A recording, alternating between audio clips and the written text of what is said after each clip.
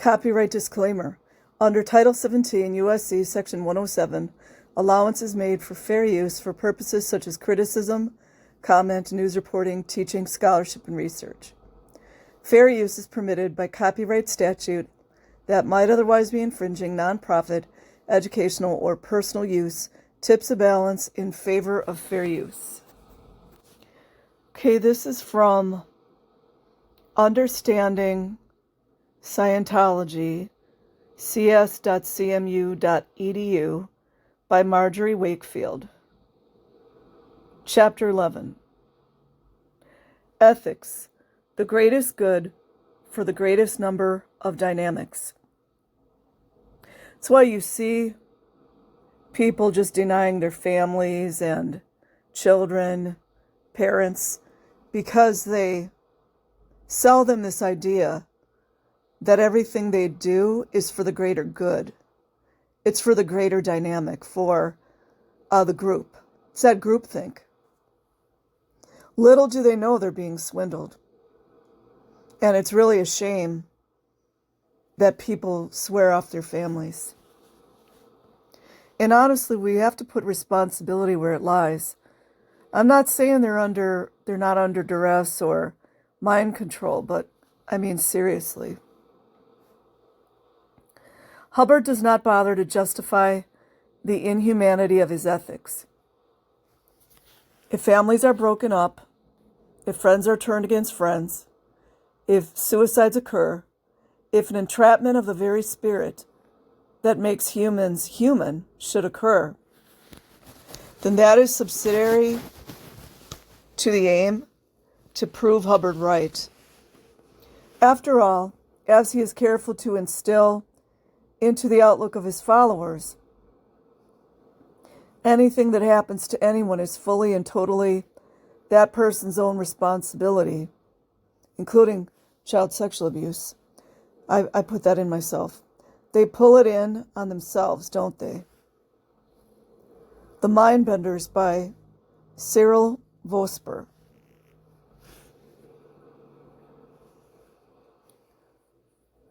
R245. An enormously effective process for exteriorization, but its use is frowned upon by this society at this time. Scientology's execution procedure from Creation of Human Ability by L. Ron Hubbard. The systems of thought and mind control devised by Hubbard, I personally don't believe it was just him. You gotta put two and two together, folks. In Scientology were very good, but not perfect. As in all organizations, there would inevitably be a few troublesome souls who would question, doubt, and generally resist the program. It was to deal with this troublesome remnant that Hubbard developed his system of ethics, a system which would effectively close the loop of social control in Scientology. Like being sent to the principal's office in grade school, the order to go to ethics strikes certain terror in the soul of a Scientologist. This is because the ethics officer holds the ultimate power in Scientology, the power to apply the dreaded label of suppressive person and to cast a member out of Scientology and into spiritual oblivion for millions of lifetimes to come. A Scientologist will do almost anything to stay out of trouble with ethics. So they keep people at a progressive, like, first grade level. And mind you, children are sent to ethics all the time. Yeah. Ethics is defined in Scientology as rationality toward the highest level of survival along the dynamics. But in Scientology, ethics has to do primarily with the group. The group. The group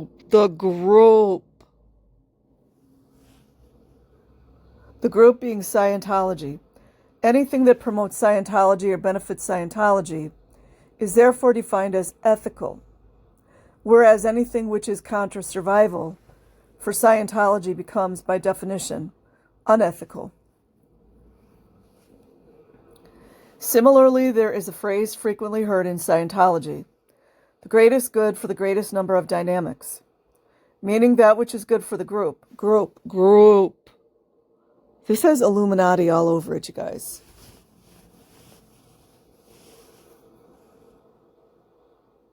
And for mankind's more important, and take precedence over that which is good for the individual. A dangerous philosophy. The chart of ethics conditions in Scientology is as follows, in descending sequence: power, power change, affluence, normal operations. Yo, FBI, check it out. Emergency, danger, non-existence, liability, doubt, enemy, treason, confusion. The theory in Scientology is that a person will always be in one of these conditions with regard to any area of life. So a person could be in a condition of affluence at his job, a condition of emergency in his marriage, a condition of non-existence in his finances, a condition of normal operation with his health, etc. And for each of the conditions, Hubbard devised a formula which, if applied, is supposed to cause the person to progress to the next higher condition. That some of these formulas may not make much sense does not matter, because Ron Hubbard has said that this is what they are. They must be right?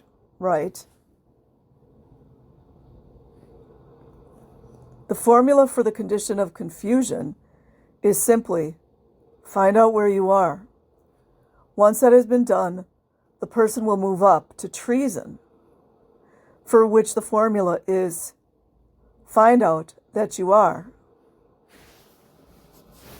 In enemy, the formula is find out who you really are. The formula for doubt is a bit more complex.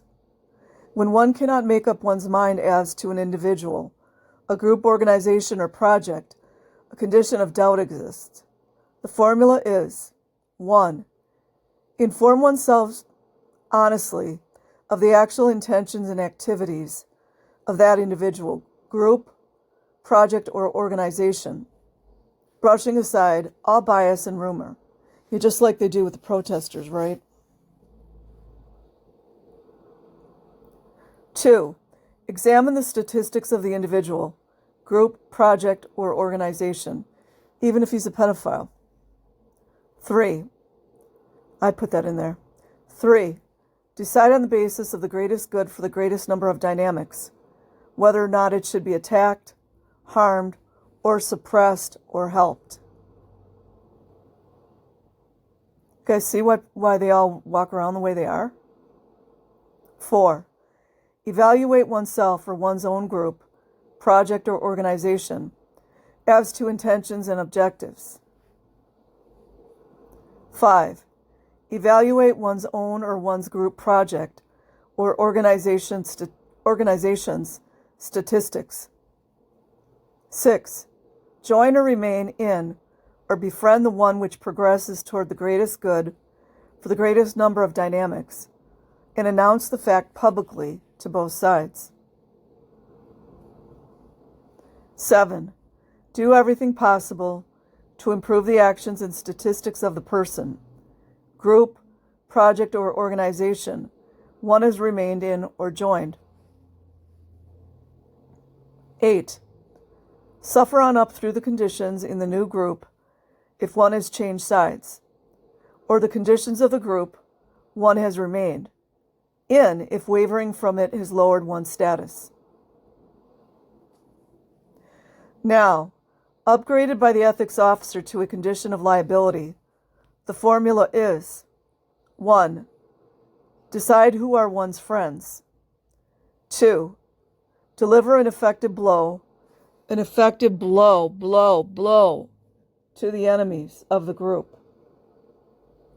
Imagine that the LAPD, the Clearwater PD, the Hemet PD, and all of those various government officials in LA, Clearwater, that are fine with all this stuff.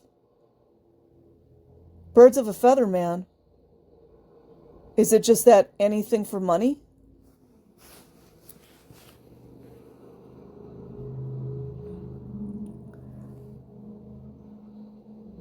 Now, I'm going to go over it again.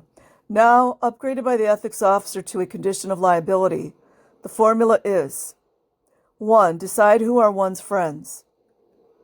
2. Deliver an effective blow to the enemies of the group one has been pretending to be part of, despite personal danger. Oh, in other words, they have infiltrated. Like the police? 3. Make up the damage one has done by personal contribution, far beyond the ordinary demands of a group member. 4. Apply for re-entry to the group by asking the permission of each member of it to rejoin, and rejoining only by majority permission. How many times did the child Scientologists talk about this? Like, in other words, when the child was put out ethics, they would have to apply for re-entry into the group. People that were at the ranch talked about that.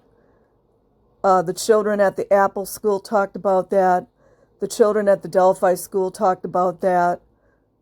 Public children, Scientologists, talked about that. Apply for re-entry to the group by asking the permission of each member of it to rejoin, and rejoining only by majority permission, and if refused, repeating steps 2 to 4 until one is allowed to be a group member again. See, it's like they just crush people's individuality, including children. When a person first begins a job in Scientology, he starts off in a condition of non-existence, for which the formula is 1. Find a comm line, communication. 2. Make yourself known. 3. Discover what is needed and wanted. 4. Do, produce, and or present it. In other words, find out what needs to be done and do it. Having done that, one is now in a condition of danger. This condition applies when an activity is in trouble. The formula is 1. Bypass, ignore the junior in charge of the activity, and handle it personally. 2. Handle the situation and any danger in it. 3. Assign the area where it had to be handled a danger condition. 4. Handle the personnel by ethics investigation. 5. Reorganize the activity so that the situation will not repeat. 6.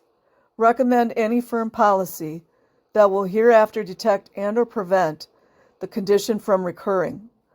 When the person has gotten his activity out of danger, he or she is then in a condition of emergency, for which the formula is 1. Promote and produce. 2. Change your operating basis. 3. Economize. 4. Then prepare to deliver. 5. Stiffen discipline or stiffen ethics. If the person has successfully applied the emergency formula, the condition of normal operation now applies, and its formula is 1. Don't change anything. 2. Ethics are mild. 3. If a statistic betters, look it over carefully and find out what bettered is, and then do that without abandoning what you were doing before. How can people even remember, anything? I mean, imagine these Scientologists are memorizing this stuff because they're indoctrinated. You're not even going to have any outside references at all. A lot of the ex-Scientologists talk about how, especially when they went to the RPF or the various ethics handlings, that you learn to police yourself. That, to me, is the saddest thing. And Stephen Hassan talks about that, too. If a statistic... Oh, wait. Don't change anything. 2, ethics are mild. I'm going to reread it, you guys. I lost where I was.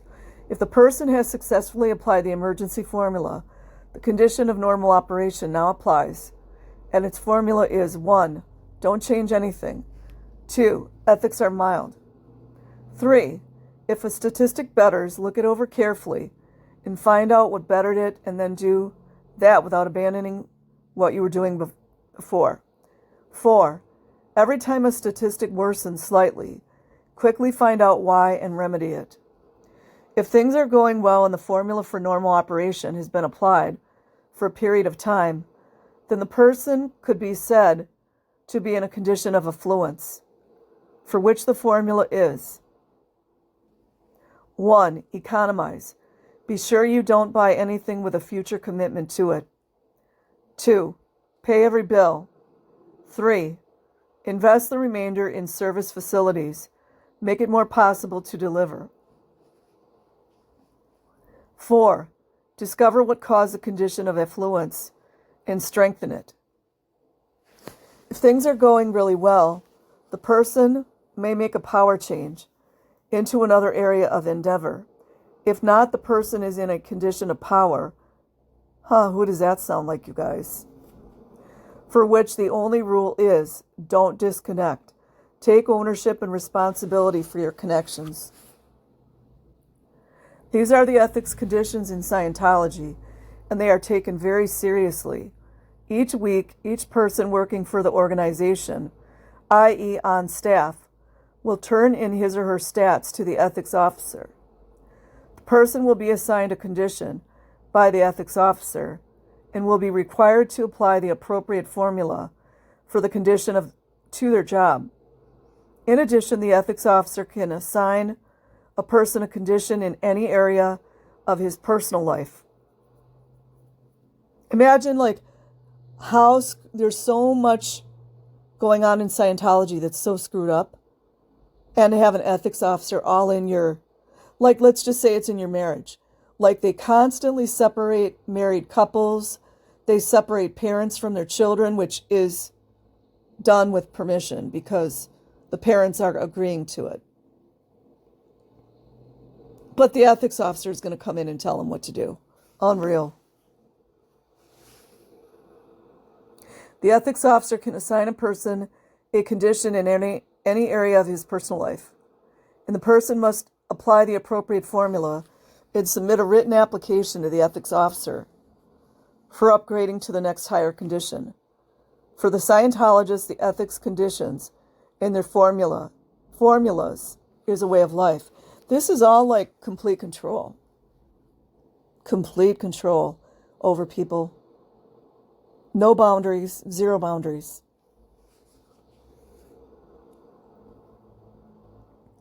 Another function of ethics in Scientology is the administration of security checks, including children, you guys, to members. They always conveniently say members. They never will say children on purpose. Security checks, called sec checks, are administered with the member on the e-meter, and in this case, the e-meter is used as a lie detector. The first sec check encountered by a member will be the staff questionnaire, which is given when the person first joins staff, which a lot of the staff members are children. FBI is okay, Homeland Security is okay with that. LAPD is super fine with children working like that. They have no problems with it. Some of the items on this questionnaire are 1. Name. Life history. How did you come into Scientology? Like the children that were born into it? 4. History in Scientology. 5. Do you have any psychiatric institutional history? Well, not like you let people that have full-blown psychoses go to see a psychiatrist. You're denying them medical care, by the way. It's against the law. 7, do you have a criminal record? The only reason they don't want that is so they can blackmail people. They don't care about what they call the WOG law. LAPD is actually okay with Scientology having their own penal code system and not reporting crimes to them. They don't mind it at all. And if anything gets out, the LAPD, and this is my opinion, helps them cover up the crimes. Just go look at Slaughter, Chief Slaughter in Clearwater. Just go look at his record. It's my opinion. I'm entitled to my opinion. 8. Do you have any crimes for which you could be arrested? 9. Do you have any physical disabilities or illnesses? Oh, you know what they tell a person if they have a disability? They're a degraded being, including children that have autism or children that have any physical disabilities. There was one child in Wally's little camp. I wished I remember the kid's name.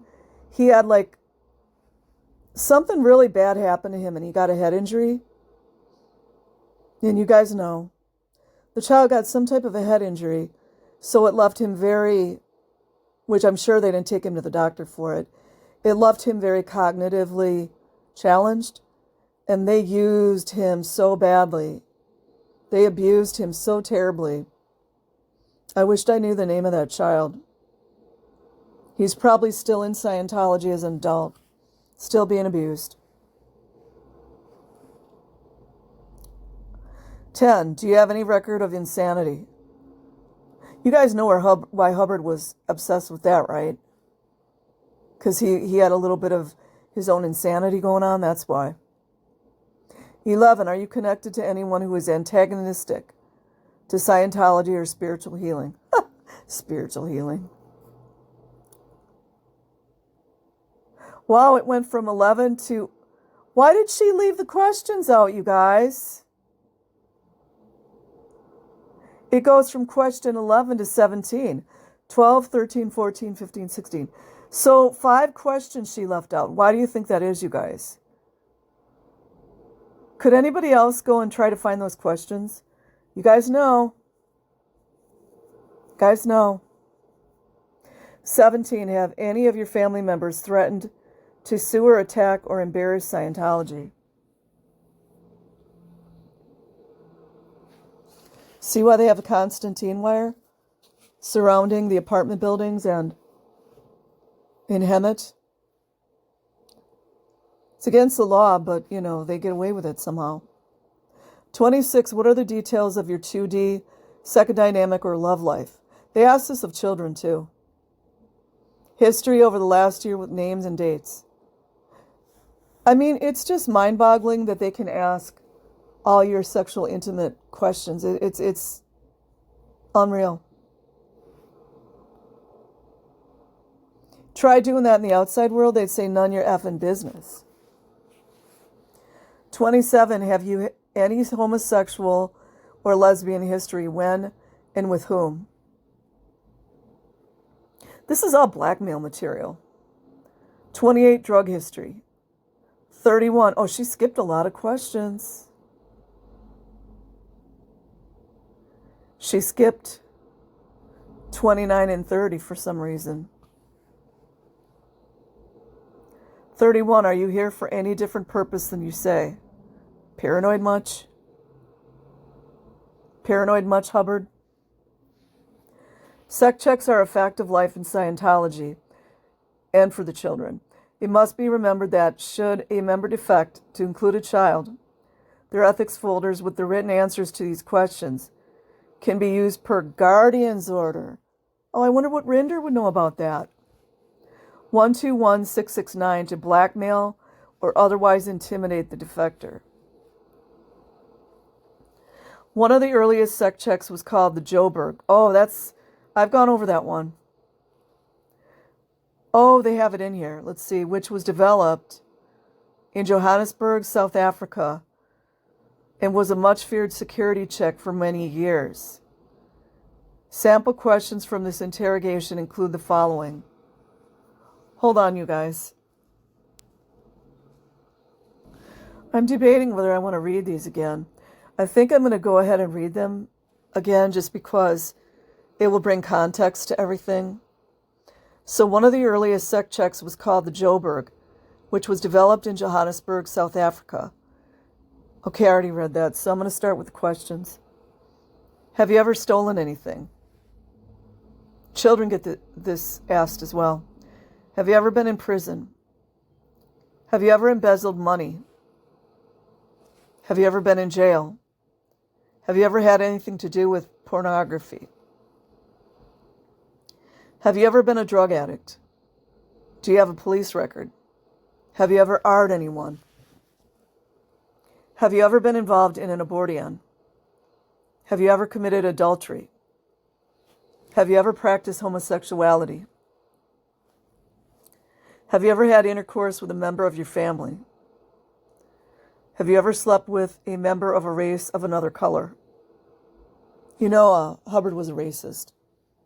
Have you ever bombed anything? Have you ever murdered anyone? Have you ever been a communist? Have you ever been a newspaper reporter? Have you ever ill-treated children? Have you ever had anything to do with a baby farm? Baby farm, baby farm. You guys know they really exist, right? Are you afraid of the police? Have you ever done anything your mother would be ashamed to find out? How do you feel about sex? How do you feel about being controlled? Being controlled. Controlled. Later, the contents of this security check were revised into the only valid security check, which contains many of the same questions, with the addition of several others, such as, you mean people went ahead and changed the sacred LRH Hubbard questions? Oh, my one and only favorite. Have you ever practiced cannibalism? Have you ever peddled dope? Have you ever practiced sex with animals? You guys know who does that. Where do you think these things are coming from? Have you ever attempted suicide? Do you collect sexual objects? Have you ever practiced sex with children? You know there's a name for that one. Have you ever practiced the M word? You guys know what the M word is. Have you ever killed or crippled animals for pleasure? They really ask that questions similar to that a lot. They're trying to find who are the people they're going to promote. Have you ever had unkind thoughts about L. Ron Hubbard? Are you upset about the security check? As if this weren't enough, there is the lengthy whole track suck check. I just read that one. Designed to ferret out overts a person has committed, to include children, during his thousands of past lives. Of the 346 questions on this form, a sample few are. Do I want to read this again? I just read this, you guys. I think I should read it again, just so you guys know. Have you ever enslaved a population? Remember what I said, hidden in plain sight, you guys. Have you ever sacked a city? Have you ever AR'd a child of either sex?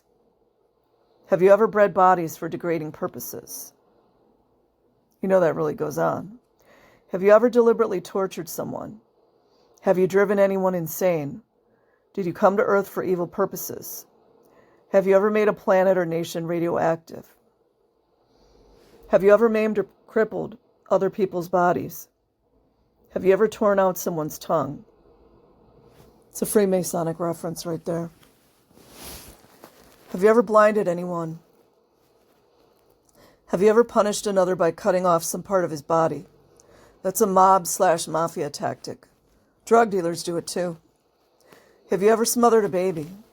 Can you imagine asking these questions? You got to be under some heavy mind control to go along with this stupid bullshit, man. Have you ever had sexual relations with an animal or a bird? Have you ever castrated anyone? Have you ever applied a hot iron to another person's body? I mean, what kind of question is that? You know what kind of people do that, right? Have you ever beaten a child to death? Have you ever eaten a human body? You guys know who does that, right? Etc. There is even a special security check for children from ages 6 to 12 who are asked questions like, what has somebody told you not to tell? It's my favorite one. Can you imagine that the LAPD and all these police officers just stand guard for an organization doing this to children? Have you ever decided you didn't like some member of your family? Have you ever pretended to be sick? Have you ever bullied a smaller child? Have you ever been mean to an animal, bird, or fish? See, they have it in there again. Have you ever broken something belonging to someone else? Have you ever done anything you were very much ashamed of? Have you ever failed to finish your schoolwork on time? Have you ever lied to a teacher? Have you ever done anything to someone else's body that you shouldn't have? Children, you guys, children. Have you ever felt ashamed of your parents? You guys know what they'll use that for. Have you ever lied to escape blame? Have you ever told stories about someone behind their back? Etc. Similar to security checks is another assignment frequently meted out by the ethics officer. And that is the assignment to write up one's OWs, overts and withholds. It's kind of like sins. It's kind of like similar to what other religions call sins, which in Scientology means all the things one has ever done wrong, overts, and especially those which someone else almost found out about, withholds. This will commonly be assigned to a person who is in the process of working out of a condition of enemy. Yeah, they always have enemies, always. The ethics officer is usually not satisfied until many pages of OWs have been produced by the properly repentant member. At one point in Scientology, it was a practice to lock the member in a closet for 2 or more days while he wrote up his sins. And why wouldn't it still be? Why wouldn't it still be? You see what people do? Telling me they don't still do this to children? I don't buy it. I don't care about the adults so much because, at some point you just got to say enough is enough. But a child doesn't have that option. If a person in Scientology should become querulous, especially should he find fault with something written by Hubbard, or should he doubt some point of dogma, that person will be quickly isolated from the other students and dispatched to ethics until his overts can be discovered and dealt with. It's a blackmail material, too. Anything authored by Hubbard, source. Can you imagine Hubbard so arrogant to call himself source? People usually refer to source as like God. It's like a phrase people use that talks about the God energy. It's just disgusting. Hubbard is assumed to be valid and true. Therefore, anyone who has a disagreement with anything written by Hubbard must have personal overts, which are causing him to find fault. Unreal. It is the job of the ethics department of Scientology to assign the person the appropriate lower condition and have him write up his OWs until he has come to see the light and can be returned a more obedient, and humble member of the group. What do you know about that, Rinder? Must make you real mad people don't see you as being powerful anymore. Unless you're mind-controlled. Dweeb. In the case of serious deviation from the norms of the group, there are more severe penalties, which can be applied to provide the motivation for a member to more obediently conform.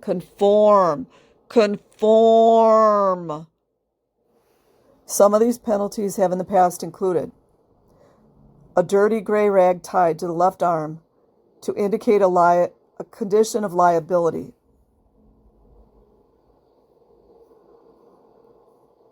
Haven't we seen pictures of children with rags tied around their left arm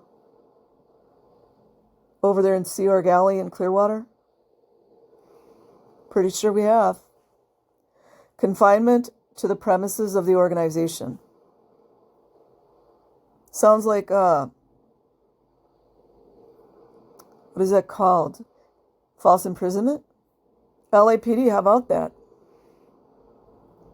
Suspension of pay and dismissal from post. A black mark on the left cheek to indicate a condition of treason. The person cannot be communicated with by anyone in the organization. See, this is that punishment, it's like a severe isolation that they use to break people down if they don't agree with what's being told to them, or they ask a question, or heaven forbid a child gets sexually abused by an adult. They send them to ethics, often to the RPF, the child RPF. LAPD seems to sign off to that one, since they haven't done anything about it. Deprivation of sleep for up to 72 hours. Assignment of manual labor for up to 72 hours. Imagine prestigious executives whining about being in the hole. What a joke. In the case of persons who become actual enemies of the organization, the ethics order of fair game can be applied, which means that these persons may be deprived of property or injured by any means. Imagine that. By any Scientologist without any discipline of the Scientologist. May be tricked, sued, lied to, or destroyed. Huh. Like dead agenting someone? At one time, Hubbard ordered the ultimate punishment for 13 people who had defected as enemies from the organization. Hubbard ordered that auditing process R2-45 be used on these people if they were seen by any Scientologist. R2-45 is a term understood by every Scientologist. When he first demonstrated it, it is fabled that Hubbard shot a Colt 45 revolver through the floor of the stage he was lecturing from. That's also a moron that would do that.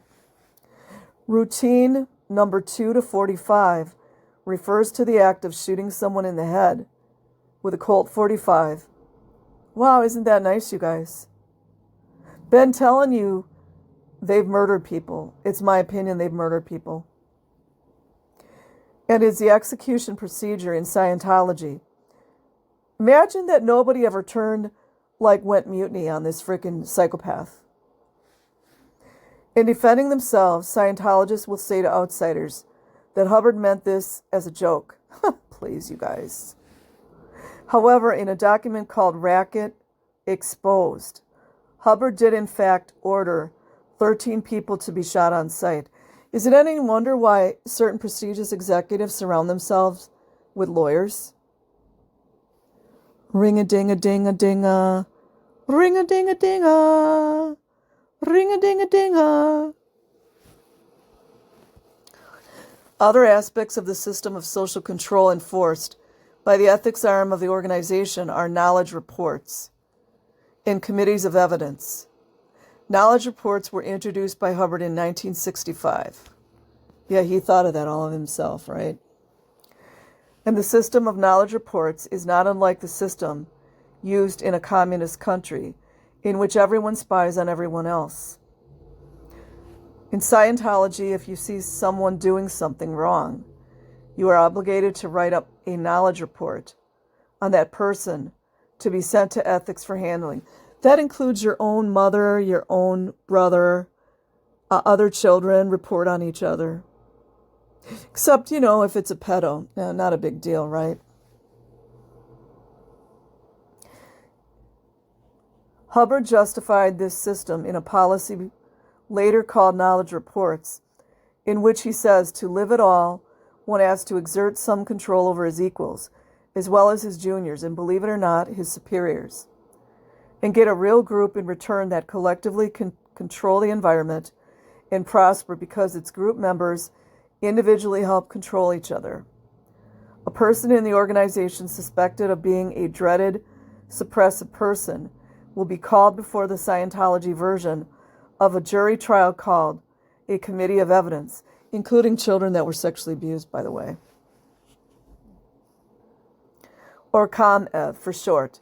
A ComEv, however, will have little to do with justice, as the results have frequently been determined ahead of time, and the ComEv is itself just a formality through which the offending person can be officially declared SP and ousted from the organization. A suppressive person in Scientology is defined as one who actively seeks to suppress or damage Scientology or a Scientologist by suppressive acts. A suppressive is basically anyone who is an enemy of Scientology. It is hard to convey the terror that the words suppressive person arouse in a Scientologist. It means a person who is thoroughly evil beyond redemption and whose soul is doomed for eternity.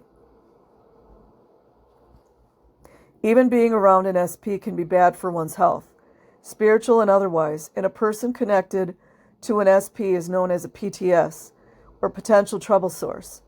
When a person becomes ill or is doing badly for any reason, it is assumed that the person is connected to an SP. When a Scientologist becomes ill, an auditing action such as an S&D, search and discovery, might be ordered to discover the identity of the SP in the person's environment.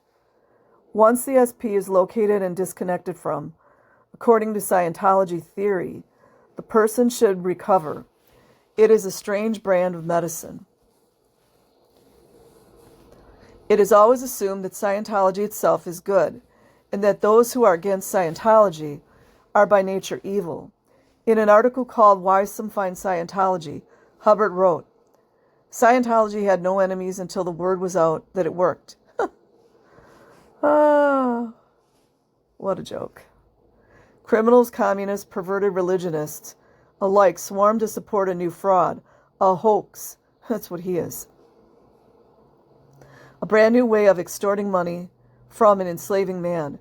And then in 1950, they found that the new sciences worked with, to them, dead accuracy. And with a shudder of terror, they faced about and struck with every weapon possible. The press, the courts, shady women, insane inmates, politicians, tax bureaus, these and many more were used in a frantic effort to beat down what they had found to be honest, decent, and accurate. Please. The unthinkable thought in Scientology is that something said by Hubbard is wrong.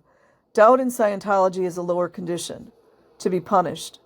Scientology is a group in which there is no room for individuality, only conformity. And this extends to the act of thinking itself. Yeah, pretty much. They want to stop that thinking immediately. Go check out Stephen Hassan's Thought Stopping.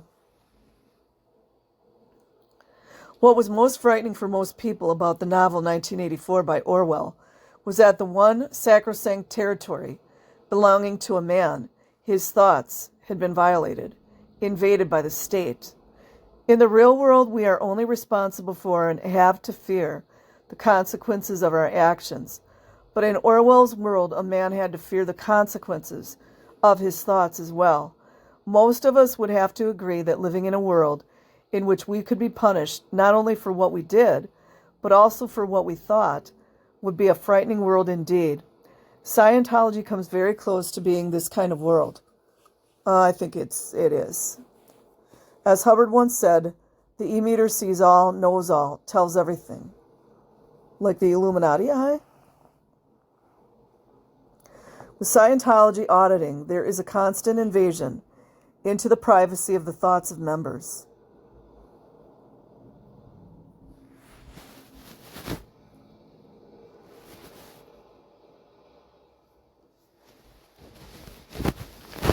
In Scientology, The Road to Total Freedom, Hubbard has created a world frighteningly similar to the nightmarish world of Orwell's fantasy. Yeah, it's just a coincidence too, isn't it? And in Scientology, it is a system of ethics, which is Big Brother constantly watching over all. It sounds like Rinder's still following that way of living. So I will leave a link in the description box. Like and subscribe if you choose. Otherwise, have an amazing day or night wherever you are. Peace.